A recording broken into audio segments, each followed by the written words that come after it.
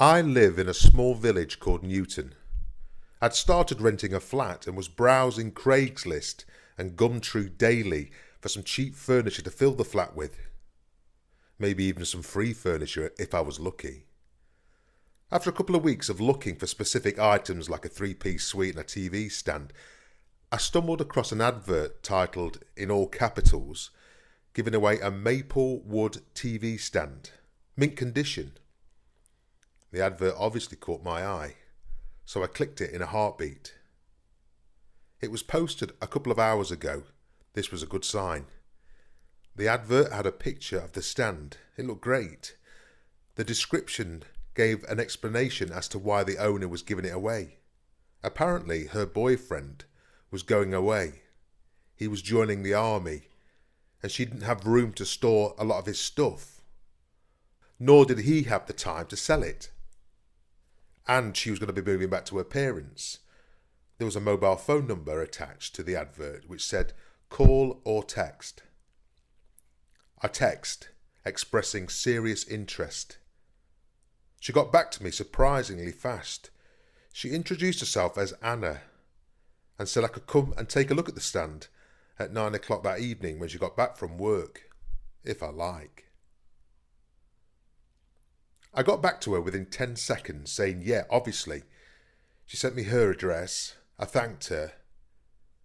She didn't respond after that.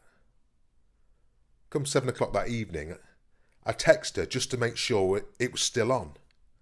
But nothing.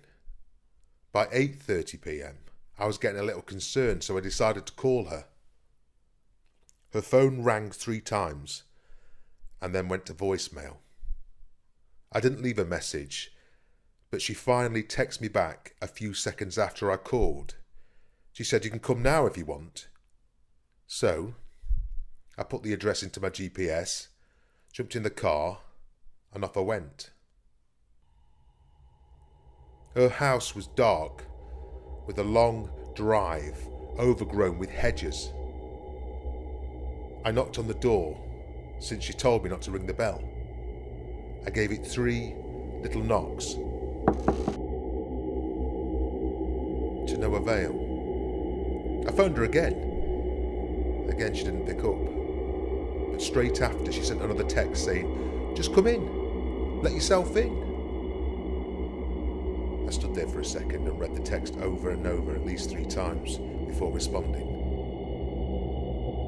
I thought it was weird that she'd just tell me to let myself in. She didn't respond. So after a few seconds of thinking it over, I reached for the doorknob, turned, and pushed the door open. It made a very loud, distinct and alarming sound, so I knew. I was positive that Anna must have heard me, wherever she was in the house. I shut the door. The house was dark. There was also a very distinct, mildewy, cottony smell. I heard a voice call from upstairs, telling me to come up. I said, "All right, be right there." But her voice sounded weird. I couldn't quite put my finger on it. Halfway up the stairs, I called up. "Anna, right?" She replied, "Come up." Again, her voice sounded odd. I got to the top of the stairs, and there were 2 sides of the hallway. I playfully called out again. "Where are you, Anna?" With a slight laugh. I was finding the situation incredibly scary. Anna's voice came from the left, from beyond an open bedroom door.